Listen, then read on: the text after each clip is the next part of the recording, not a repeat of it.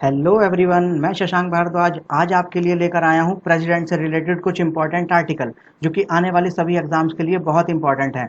तो चलिएगा शुरू करते हैं। और शुरू करने से पहले एक रिक्वेस्ट, अगर आप मेरे चैनल पर नए हैं तो चैनल को सब्सक्राइब करिएगा और वीडियो को लाइक एंड शेयर करना ना भूलें। ओके, तो स्टार्ट करते हैं। आज हम इस वीडियो में स्टार्ट करेंगे कि कैसे इंपॉर्टेंट आर्टिकल्स को समझा जाएगा जो कि एग्जाम में आते हैं। कुछ बात पूछ ली जाएगी आपसे और आपसे पूछा जाएगा कि ये किस आर्टिकल में है। ये आर्टिकल का नंबर देकर के आपसे पूछ लेंगे कि ये वाली बात कौन से आर्टिकल में है। तो चलिएगा, प्रेजेंट से रिलेटेड कुछ इंपॉर्टेंट बातें आर्टिकल से को जोड़ते हुए हम पढ़ते हैं। तो फर्स्ट मैं आपको बताऊंगा भारत का राष्ट्रपति कौन से अनुच्छेद में है, किस आर्टिकल में है। मीन्स फर्स्ट नंबर पे the president of India, the president of India, Bharat का राष्ट्रपति, ये कौन से आर्टिकल में डिफाइन होते हैं? ये होते हैं आर्टिकल 52। ओके, याद रखना, भारत का राष्ट्रपति कौन से आर्टिकल में डिफाइन होते हैं? भारत का राष्ट्रपति। ओके, तो ये होते हैं आर्टिकल 52। आर्टिकल 52 में क्या है? भारत के राष्ट्रपति को डिफाइन किया गया है। ओके, सेकंड देखते हैं, राष्ट्रपति का निर्वाचक मंडल means electoral college of the president, electoral college of president. इनका मतलब है कि राष्ट्रपति का निर्वाचक मंडल, राष्ट्रपति का निर्वाचक मंडल मतलब जो लोग राष्ट्रपति के चुनाव में पार्टिसिपेट करते हैं उन लोगों के बारे में कौन से आर्टिकल में बताया गया है। ये बात ये बताती है कि इलेक्टोरल कॉलेज ऑफ प्रेसिडेंट किस में, कौन से आर्टिकल में बताया गया है? तो वो बताया गया है आर्टिकल 54 में। आर्टिकल 54 में बताया गया, आर्टिकल 54 में बताया गया है कि राष्ट्रपति के निर्वाचक मंडल में कौन कौन शामिल होगा। मतलब जब राष्ट्रपति का चुनाव होगा तो कौन कौन लोग इलेक्शन में भाग लेंगे। Okay,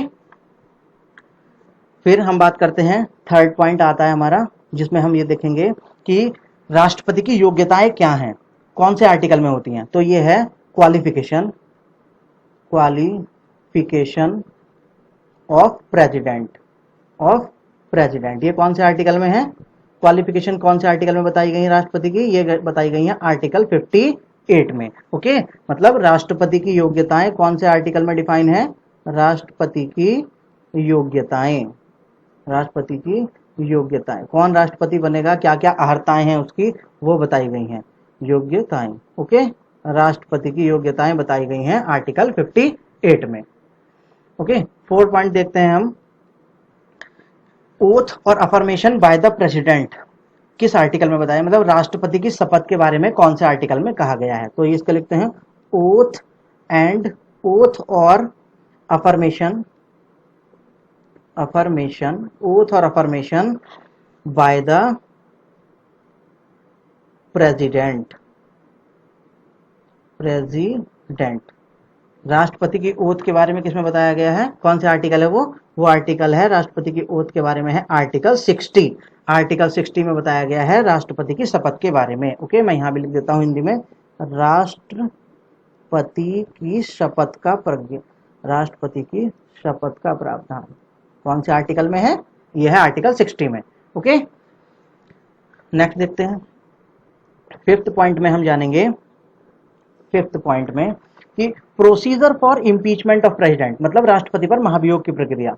procedure for impeachment procedure for impeachment of the president, राष्ट्रपति पर महाभियोग चलाने की प्रक्रिया का प्रावधान कौन से आर्टिकल में है? ये आर्टिकल है 61, 61वां अनुच्छेद आर्टिकल 61 में राष्ट्रपति पर महाभियोग चलाना है। राष्ट्रपति पर महाभियोग चलाने का मतलब है कि राष्ट्रपति को उसके पद से हटाने के लिए क्या करते हैं? महाभियोग चलाते हैं। और महाभियोग प्रक्रिया के बारे में कौन से आर्टिकल में लिखा है? इम्पीचमेंट प्रोसेस के बारे में कहाँ लिखा हुआ था? ये लिखा है आर्टिकल 61 में। ओके, तो इम्पीचमेंट प्रोसेस, राष्ट्रपति पर इम्पीचमेंट प्रोसेस के लिए कौन से आर्टिकल में जाएंगे हम पढ़ने? आर्टिकल 61। तो याद रखना, आर्टिकल 61 राष्ट्रपति के इम्पीचमेंट से संबंधित है, महाभियोग से संबंधित है। ओके, नेक्स्ट देखते हैं, 6 पॉइंट में हम देखेंगे कि power of president to grant pardon, ये कौन से आर्टिकल में है? मतलब राष्ट्रपति की समाधान की शक्तियां, power of president power of president to grant pardon. Grant pardon मतलब समाधान की शक्तियां। ओके, ये है कौन से आर्टिकल में है कि राष्ट्रपति की समाधान शक्तियां? ये है आर्टिकल 72। तो ये आप याद रखेंगे, आर्टिकल 72 में राष्ट्रपति की समाधान शक्तियां हैं। ओके, तो मैं यहां लिख देता हूं राष्ट्रपति की समाधान शक्तियां। ओके, याद रखेंगे आप ध्यान से, राष्ट्रपति की समाधान शक्तियां कौन से आर्टिकल में है? ये 72 में। ओके, यहाँ इम्पीचमेंट ये लिख दिया है मैंने, इसको लिख देता हूँ महाभियोग। ये हिंदी में लिखने से रह गया था, कोई बात नहीं, एक बार फिर से समझ लेंगे हम। Power procedure for impeachment of the president, यानी कि राष्ट्रपति पर महाभियोग प्रक्रिया को कौन से आर्टिकल में लिखा गया है? ये लिखा गया है आर्टिकल 61। और power of president to grant pardon मतलब राष्ट्रपति की समाधान की शक्तियां कौन से अनुच्छेद में है? यह है आर्टिकल 72 में। ओके, नेक्स्ट पॉइंट देखते हैं। नेक्स्ट पॉइंट में मैं बताने जा रहा हूं आपको कि कॉल द ज्वाइंट सेशन मतलब संयुक्त अधिवेशन बुलाने की शक्ति राष्ट्रपति की। मतलब call the joint session, call the joint session, joint session, संयुक्त अधिवेशन बुलाने की शक्ति किसके पास है? राष्ट्रपति के पास है। Call the joint session of किसका? संसद का संयुक्त अधिवेशन, संसद का संयुक्त अधिवेशन बुलाने की शक्ति केवल और केवल राष्ट्रपति के पास है। और वो किस आर्टिकल के थ्रू ऐसा कर सकते हैं? वो ऐसा कर सकते हैं आर्टिकल 108 के थ्रू। आर्टिकल 108 के थ्रू राष्ट्रपति के पास संसद का संयुक्त अधिवेशन बुलाने की शक्ति है। ओके, याद रखेंगे, संसद का संयुक्त अधिवेशन बुलाने की शक्ति, संसद का संयुक्त अधिवेशन बुलाने की शक्ति, अधिवेशन। ओके, संसद का संयुक्त अधिवेशन बुलाने की शक्ति आर्टिकल कौन से आर्टिकल में है राष्ट्रपति की? वो है आर्टिकल 108 में, 108 में। आर्टिकल 108 के थ्रू राष्ट्रपति संयुक्त अधिवेशन बुला सकता है। ओके, नेक्स्ट पॉइंट देखते हैं हम। Power of president to promulgation ordinance मतलब राष्ट्रपति की अध्यादेश जारी करने की शक्ति। Means power of president power of president to promulgate power of president to promulgate ordinance. Ordinance मतलब अध्यादेश, ordinance. Okay, power of president to promulgate ordinance अध्यादेश जारी करने की शक्ति ये कौन से आर्टिकल में है? ये है आर्टिकल 123 आर्टिकल। ओके, मतलब राष्ट्रपति की अध्यादेश जारी करने की शक्ति कौन से आर्टिकल में है? राष्ट्रपति की अध्यादेश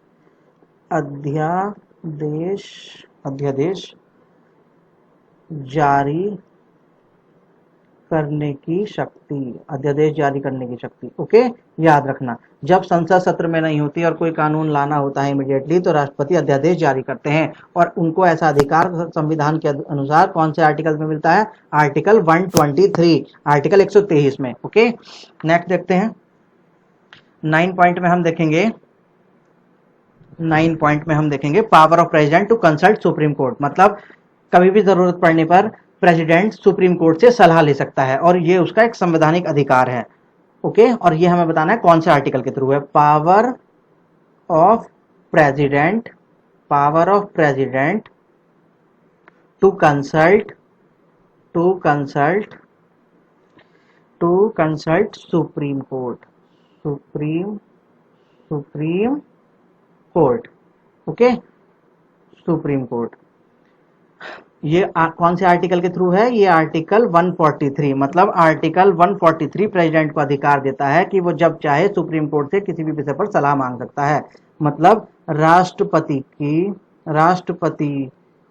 को उच्चतम न्यायालय मतलब सुप्रीम कोर्ट से सलाह लेने का अधिकार, सलाह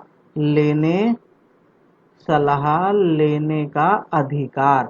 लेकिन कोई जरूरी नहीं होता सलाह लेने का अधिकार कि इस अधिकार को मतलब सलाह ले ली और अब उसके बाद राष्ट्रपति की मर्जी है कि वो उस सलाह को माने या ना माने। लेकिन जब मर्जी चाहे वो किसी भी विषय पर सुप्रीम कोर्ट से सलाह ले सकते हैं प्रेसिडेंट। ओके, और उनको ये एक कॉन्स्टिट्यूशनल पावर मिली हुई है, संवैधानिक अधिकार है, मतलब उनको कॉन्स्टिट्यूशन में पावर मिली हुई है आर्टिकल 143 में कि वो जब चाहे किसी भी सब्जेक्ट पर सुप्रीम कोर्ट से सलाह ले सकते हैं। ओके, नेक्स्ट पॉइंट देखते हैं, रिप्रेजेंटेशन और representation of Anglo Indian community. मतलब संसद जब लोकसभा में जब एंग्लो इंडियन कम्युनिटी को रिप्रेजेंटेशन नहीं मिलता है तो प्रेसिडेंट अपने बिहाफ पर 2 एंग्लो इंडियंस को नॉमिनेट कर सकते हैं लोकसभा में। ओके, तो इसको लिखते हैं रिप्रेजेंटेशन